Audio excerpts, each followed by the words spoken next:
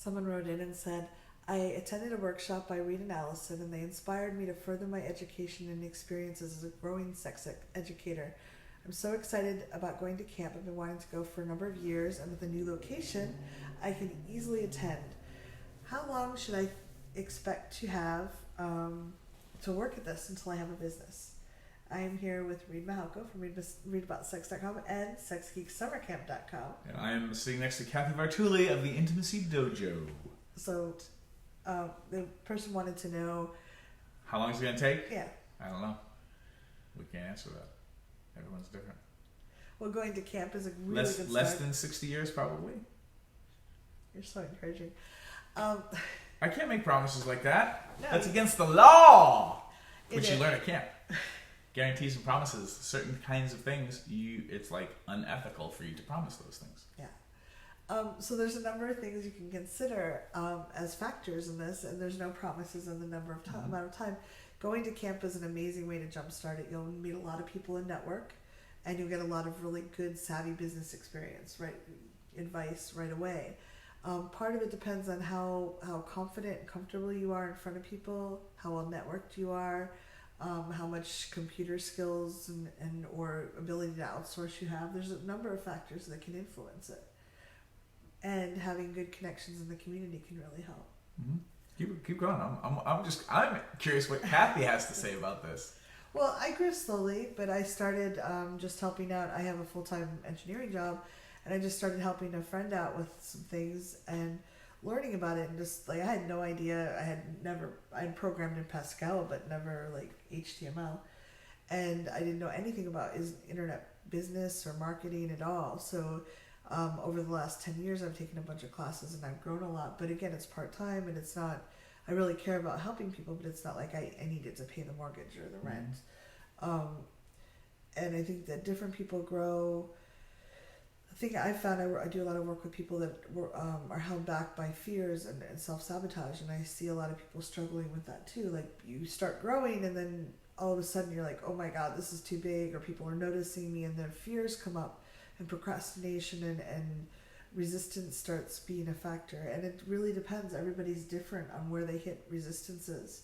So that can slow things down, even if you're on a really good trajectory. And working through those and having community support to do that is really powerful. Mm-hmm. The big answer is going to be your mileage may vary. There's luck is involved in some of this, and how hard you hustle isn't the only guarantee for success. There are a lot of people out there putting in a lot of work and effort on the wrong things.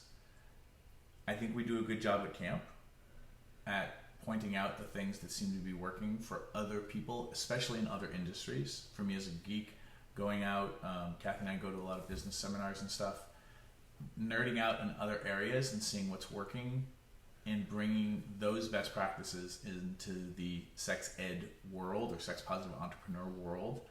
And a lot of the things I recommend at camp are around building an online business, which is tricky depending on how explicit your services or your media is, because there's like the sex ghetto, the porn ghetto, in terms of service, and people can get their Facebook accounts taken down, or no one wants to approve my vibrator ad. Or PayPal gets taken away. Yeah, so there's a lot of things that traditionally we could totally not have a problem with if we were selling hair product, but because we're selling lube and dildos or hand job workshops, things get weird and tricky.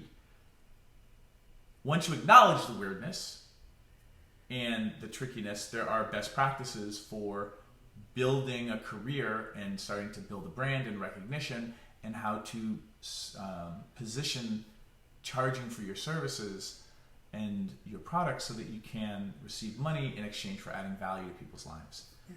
How that scales and when you can quit your day job and then you have your 401k fully paid, and all your kids are in private school. Like, I can't make promises about if or when that part will ever happen. What I can do is show you what I've been doing, best practices from other places. I'll always be transparent about my numbers and what I make a year, and where and how, because I think that conversation is a useful conversation in our field. I don't expect anybody else to ever share any of their personal business information. I can, because I'm wired in this way for that, and I think it's useful for people to see somebody who's successful and really look at what that means. And if I will say this, if you're looking to get into sex education to get rich, whatever rich means to you, if it has numbers, money attached to rich, this may not be the career space.